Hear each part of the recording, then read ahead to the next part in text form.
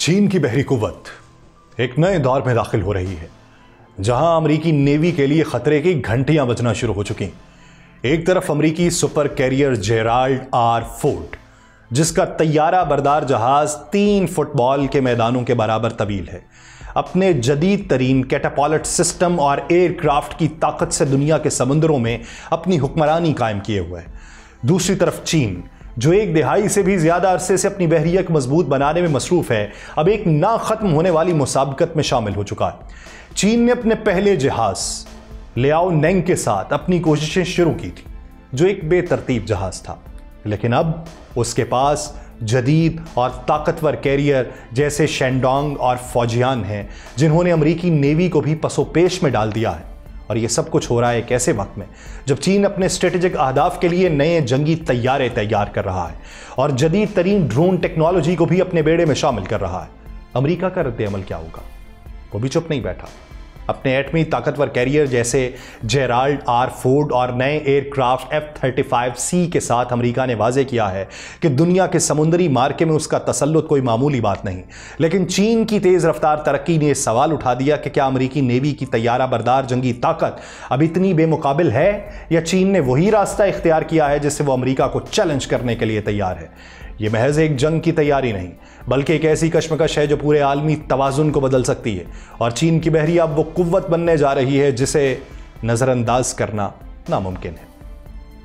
आप सब पर सलामती हो। मैं यासिर रशीद हूं और आप देख रहे हैं 92 डिजिटल। नाज़रीन, चीन की फजाइया के बहरी जहाज तेजी से तरक्की कर रहे हैं और ये अमेरिका के लिए एक बराह रास्त खतरा बन सकते हैं। अमेरिका की नेवल फोर्सेस को 11 बड़े जौहरी पावर हेड सुपर कैरियर की ताकत हासिल है, जो हवाई अड्डों की तरह काम करते हैं और तकरीबन 3 फुटबॉल के मैदानों से भी बड़े हैं। उनकी सलाहियत यह है कि एक साथ कई फाइटर तैयारे तेजी से उड़ा सकते हैं। लेकिन चीन ने अपनी बहरी जहाज़ों को मुकम्मल तौर पर नया रुख देकर उनको अमेरिका की ताकत के मसावी बनाने के लिए तेज तर इक़दाम किए हैं। चीन ने अपनी पहली एयरक्राफ्ट कैरियर को 2015 में मुतारिफ करवाया था, जो एक सोवियत जहाज का कास्टली हिल की बुनियाद पर था। अब चीन ने जदीद और बेहतर एयरक्राफ्ट कैरियर जैसे शेंडोंग और फौजियान तैयार किए हैं और खबरें हैं कि चीन चौथे जहाज पर भी काम कर रहा है। चीन का मकसद ना सिर्फ अमेरिकी बहरी कुव्वत को नकल करना है, बल्कि उससे कहीं आगे बढ़ना है। और यह काम एक स्मार्ट फौज की तरह, जिसे अपने हरीफों के कामयाब तजर्बात से सीखना पड़ता है, उसके तहत हो रहा है। लेकिन चीन के सामने चंद अहम तकनीकी और ऑपरेशनल चैलेंजेस हैं, जिन्हें अबूर किए बगैर वो अमेरिका को आलमी सतह पर जेर नहीं कर सकता, और अब वो इस मकसद के लिए सरगर्म है। चीन ने अपने एयरक्राफ्ट कैरियर की तरक्की में तेजी लाते हुए अमेरिका की नेवल ताकत को एक नया चैलेंज दिया और उनकी अव्वलीन तरजीह catapult assist take off technology है, क्योंकि जदीद फाइटर तैयारों को एक कैरियर डेक से उड़ाने और उतरने का अमल निहायत पेचीदा और मुश्किल है। अमेरिकी नेवी का जेराल्ड आर फोर्ड जैसे जहाज़ों के साथ शानदार तरीके से यह अमल सरअंजाम देती है, उसके पीछे लागत और टेक्नोलॉजी की महारत छुपी हुई है। अक्सर बहरी अफवाज सादा तरीन और सस्ती तरीन ऑप्शंस इख्तियार करते हैं, जैसे कि खुमीदा, स्की जिम, फ्लाइट डेक या कम कारकर्दगी वाले जंप जेट्स, या दोनों का फिर इम्तजाज हो। स्की जंप रैम्प की शक्ल एक स्की जंप या स्केटबोर्ड की हाफ पाइप रैम्प से मिलती है, जो मखसूस तरीके से तैयारे को मुख्तसर रनवे पर उड़ाने के लिए मदद फराहम करती है। जबकि जंप जेट्स अमूमन अमूदी और कलील मुद्दती टेक ऑफ और लैंडिंग के लिए इस्तेमाल होते हैं, जैसे F-35B2 लाइटनिंग के लिए इसे इस्तेमाल किया जाता है। चीन ने अपने जदीद एयरक्राफ्ट कैरियर में इलेक्ट्रोमैग्नेटिक कैटापल्ट्स को शामिल करके अमेरिका की नेवल ताकत का मुकाबला करने की कोशिश की है। जहां तक कि अमेरिका और फ्रांस ने कैटापल्ट लॉन्च सिस्टम और जो बैरियर स्टडर रिकवरी का इस्तेमाल किया है, ये दोनों ज्यादा परवाजें और भारी तैयारों की उड़ान और वापसी को मुमकिन बनाते हैं, जो ज्यादा असलहा और ईंधन लेके आते हैं। फ्रांसीसी नेवी के चार्ल्स डी गॉल और निम्टिस क्लास के 10 जहाज़ों में स्टीम पावर कैटापोल्ट्स की इस्तेमाल अभी तक देखने में आया, और स्टीम पावर्ड कैटापोल्ट्स को इस्तेमाल करना आसान काम नहीं है। जबकि जेराल्ड आर फोर्ड के कैटापोल्ट सिस्टम में इलेक्ट्रोमैग्नेटिक टेक्नोलॉजी शामिल है। चीन के पहले 2 कैरियर्स टॉप 001 और टॉप 002 स्की जिम डिजाइन्स थे, लेकिन उसका ताजा तरीन कैरियर टाइप 003 फौजियान इलेक्ट्रोमैग्नेटिक कैटापोल्ट सिस्टम से लेस है, जो चीन का पहला तजर्बा है। इलेक्ट्रोमैग्नेटिक कैटापल्ट्स अमूमी तौर पे बेहतर समझे जाते हैं क्योंकि ये तैयारों की एयर फ्रेम को कम नुकसान पहुंचाते हैं, कम जगह दरकार होती है और इन्हें भाप पैदा करने के लिए समुद्री पानी की जरूरत नहीं होती और ये ज्यादा तवानाई और लागत के एतबार से मुअस्सर होते हैं और छोटे तैयारे खुसूसन ड्रोन्स के लिए ऑपरेशंस को मखसूस कर सकते हैं। एक और अहम पहलू न्यूक्लियर प्रोपल्जन है जो सिर्फ अमेरिका और फ्रांस के कैरियर बेड़ों में पाया जाता है, जिससे कैरियर को लाबतनाही रेंज मिलती है और उन्हें समुद्री ईंधन ले जाने की ज़रूरत नहीं पड़ती। उससे कैरियर को तेज़ रफ्तारी से मुसलसल चलाने की सहूलत मिलती है और उनकी निगरानी और हमला करना मुश्किल हो जाता है। उसके अलावा ये इलेक्ट्रोमैग्नेटिक कैटापल्ट्स की भारी बरकी ज़रूरियात को पूरा करने के लिए मिसाली होते हैं। चीन अभी तक न्यूक्लियर पावर से चलने वाले एयरक्राफ्ट कैरियर्स नहीं रखता, लेकिन बीजिंग ने कैरियर बेस्ड न्यूक्लियर रिएक्टर्स पर काम शुरू किया है, तहकीक की है और तजियाकारों को ऐसा सबूत मिला है कि चीन का आइंदा टाइप 004 कैरियर न्यूक्लियर प्रोपल्शन से लैस हो सकता है और चीन के लिए अगला बड़ा कदम अपने कैरियर के लिए दुरुस्त तैयारे तैयार करना होगा। सिर्फ अमेरिकी नेवी के पास catapult launch naval stealth fighter F-35C lightning है और ये बात ज़हन में रखें कि स्टेल्थ टेक्नोलॉजी समुद्र में बहुत अहमियत रखती है। अगर इस वक्त रूस और यूक्रेन जंग में देखा जाए, दोनों तरफ के गैर स्टेल्थ जो जंगी तैयारे हैं दुश्मन के एयर स्पेस में ज़्यादा दूर तक नहीं जा सकते क्योंकि जदीद तवील फासले के डिफेंस सिस्टम से उन्हें खतरा होता है और उसके बरक्स स्टेल्थ फाइटर ज़्यादा गहराई तक जा सकते हैं और तरजीही अहदाफ पर हमला कर सकते हैं, जिससे उनके बचने के इम्कानात भी मुनासिब होते हैं। इसके अलावा एयर टू एयर जंग में दुश्मन को पहले शनाख्त करना बहुत बड़ा फ़ायदा देता है।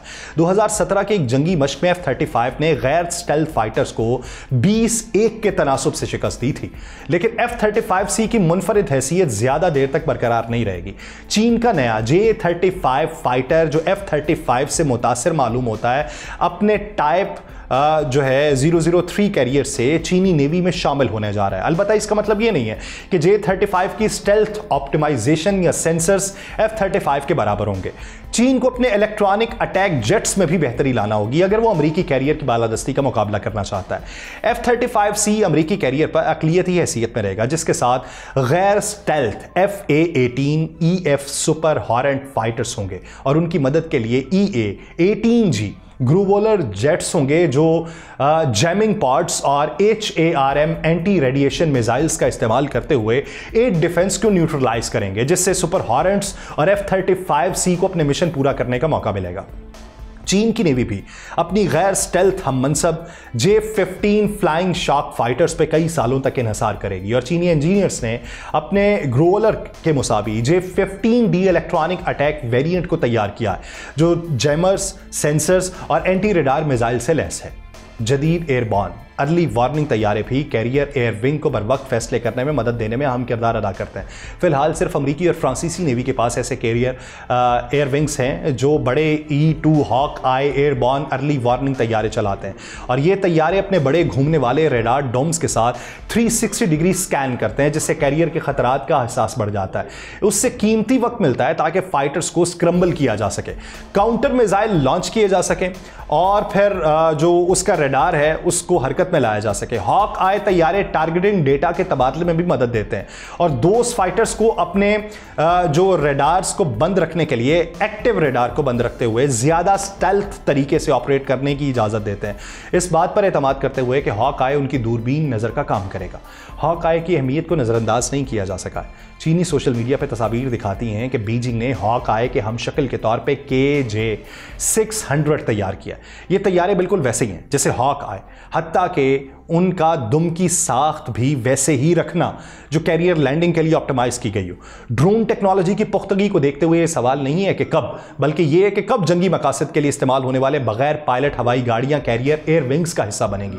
जल्द ही अमेरिकी नेवी जो है वो MQ-25 स्टिंगरे को ऑपरेशनल इस्तेमाल में लाने का इरादा रखती है, इब्तदाई तौर पर एयर टू एयर रिफ्यूलिंग और इंटेलिजेंस की जिम्मेदारियां निभाने के लिए। लेकिन चीन के पास एक बड़ा और पुख्ता ड्रोन प्रोडक्शन बेस है और हाल ही में उसने अपने तजर्बाती ड्रोन कैरियर सेचुआन का आगाज किया है जो कैटापल्ट्स और मुतअद्दिद तैयारा लिफ्ट से लैस है, जिसमें मुमकिन तौर पे GJ-11 और CH सीरीज के जासूसी ड्रोन्स की जो हिमायत है वो की जाती है। जंगी ड्रोन्स जिसमें WZ-7 है उसको भी शामिल किया जाएगा। तो ये तमाम तकनीकी और ऑपरेशनल चैलेंजेस जब एक साथ गौर किए जाएं तो क्या मतलब रखते हैं? हालांकि चीन अमेरिकी और चीनी कैरियर और एयर विंग्स के दरमियान फर्क को कम करने की कोशिश कर रहा है। अमेरिका अब भी 90 साल के तजर्बे की बरतरी रखता है और अमेरिका के पास कुल 11 कैरियर्स हैं, जबकि चीन अभी तक चौथा बना रहा है। और अगर कैरियर पर मबनी जेट्स की बात करें तो 2024 में अमेरिकी नेवी के पास 600 की तादाद में जेट्स थे, जबकि चीन के पास अंदाजन सिर्फ अगर 15S की बात की जाए तो वो 100 है।